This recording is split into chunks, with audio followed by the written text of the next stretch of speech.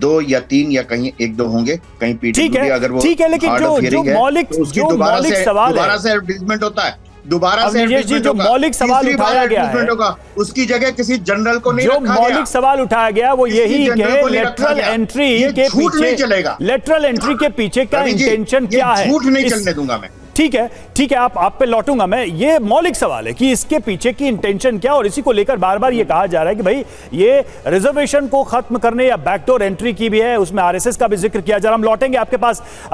पासवान जी, आपसे मैं सवाल लूंगा, लेकिन देखिए इसके पहले कुछ और तथ्य रख दे दर्शकों के सामने। सिविल सेवा में लेटरल एंट्री को जरा समझिए आप, इसको भी हम आपको सिंपल तरीके से समझाने की कोशिश करते हैं। देखिए, यूपीएससी से नियुक्ति के प्रावधान है, सिविल सेवा के 3 चरणों में परीक्षा होती है, ये यूपीएससी से नियुक्ति के प्रावधान है। और लेटरल एंट्री की बात करें तो साल 2018 में इसकी शुरुआत हुई थी।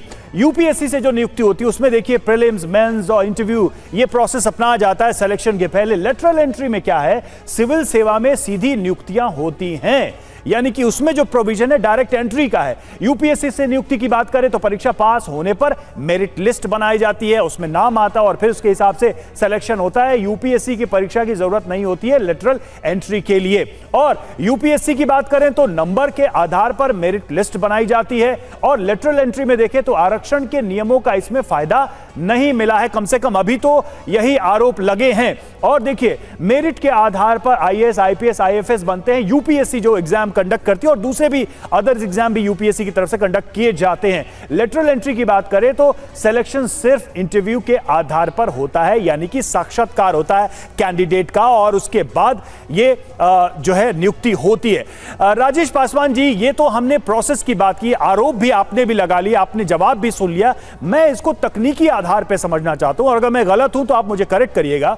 जो एक्सप्लेनेशन 2018 की नियुक्तियों में आई थी कि रिजर्वेशन क्यों नहीं, तो उसमें 2 बातें कही गई सरकार की तरफ से। पहली बात तो उसमें यह बताई गई कि भाई जो लेटरल एंट्री दी गई है और जो पहले से प्रोविजन है उसमें शॉर्ट टर्म या डेपुटेशन में यह मैंडेटरी नहीं होता है, और जो हमने नियुक्तियां की हैं अगर वो बल्क में जाती, अगर किसी एक ही संस्था की तरफ से रिक्रूट किया जाता तो उसमें नियमता, अनिवार्यता आरक्षण लागू होता है, लेकिन चूंकि अलग अलग डिपार्टमेंट की एक वैकेंसी निकलती है उसमें यह लागू नहीं हो पाता। अब आप बताएं कि इसमें कहां नियमों का उल्लंघन है। देखिए, नियमों का जो उल्लंघन है, सैद्धांतिक रूप से ये बातें सही है। सैद्धांतिक रूप से लेटरल एंट्री सरकार कर सकती है, वो ऐसा प्रोविजन कर सकती है, सैद्धांतिक रूप से सही है। व्यवहारिक इसका पक्ष यह है कि वर्तमान दौर में जितने भी संवैधानिक और ईमानदार संस्थाओं ने अपनी एक गरिमा बनाई थी, उन सभी संस्थाओं को कमजोर करने की कोशिश की जा रही है। वरिष्ठ पत्रकार त्रिपाठी जी कह रहे थे कि यूपीएससी से भी अयोग्य लोग चुन के चले जाते हैं। यूपीएससी जैसी संस्था को भी कमजोर करने की कोशिश की जा रही है। हर बार यूपीएससी में संख्या निकलती है, फाइनल रिजल्ट में कुछ सीटें बचा ली जाती हैं, इसलिए ताकि उस परीक्षा से अलग लेटरल एंट्री द्वारा एंट्री किए जाएंगे। सैद्धांतिक रूप से यह सही है, व्यवहारिक रूप में पूरी तरह से यह गलत है। और अगर आरक्षण का साथ, लेकिन राजेश जी, मैं आपसे देखिए, नहीं, आपने सैद्धांतिक बात की, देखिए आपने व्यवहारिक सैद्धांतिक बात की, देखिए नहीं ठीक है, मैं आपका पॉइंट समझा, मैं आपकी बात से ही बात निकल के आ रही है। देखिए, हमारा समाज और हमारी व्यवस्था कोई जड़ तो है नहीं, समय और आवश्यकता के हिसाब से इसमें परिवर्तन होता रहा है और होगा भी, इससे हम कैसे नकार सकते हैं। ऐसे में अगर विशेषज्ञों के पूल बनाने की बात या एक्सपर्ट्स को लाने की बात, चूंकि अब सरकार और जो समाज है और जो अर्थव्यवस्था है उसमें काफी बदलाव, उसके अप्रोच में बदलाव है, तकनीक बदला है, आपको नहीं लगता कि हमें भी थोड़ा खुले दिमाग से इसको देखने की जरूरत है?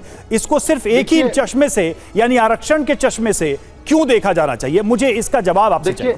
इंटरव्यू बोर्ड के बारे में इतनी विवादास्पद बातें कही जाती है कि अगर जिसका सिलेक्शन करना उसे पूछेंगे कि गोवा का स्पेलिंग क्या है, और जिसका रिजेक्ट करना उसे कहेंगे कि चकसवालिया का स्पेलिंग क्या है।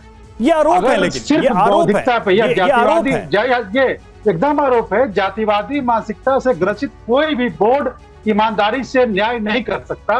अगर SC ST OBC के लिए अयोग्य ठहराता है तो समाज की जो लगभग 85% आबादी है उसके लिए उसमें कोई योग्य नहीं मिलता। अभी अवस्थी जी कर रहे थे एनएफएस वाली बात, अभी इलाहाबाद में वैकेंसी आई है। तब तो ऐसे बोर्ड, चाहे वो लेटरल एंट्री के हो या फिर डायरेक्ट एग्जाम को, ऐसे बोर्ड तो हर जगह होते हैं। ऐसे बोर्ड तो हर जगह होते हैं। ये नहीं हर जगह है, वो बेईमानी करते हैं, ये कई बार। चलिए ठीक है त्रिपाठी जी, अब इसका उत्तर दीजिए। देखिए मैंने बड़े मौलिक प्रश्न रख दिए पासवान जी से और उन्होंने कह दिया कि भाई बोर्ड में ऐसे लोग बैठे हैं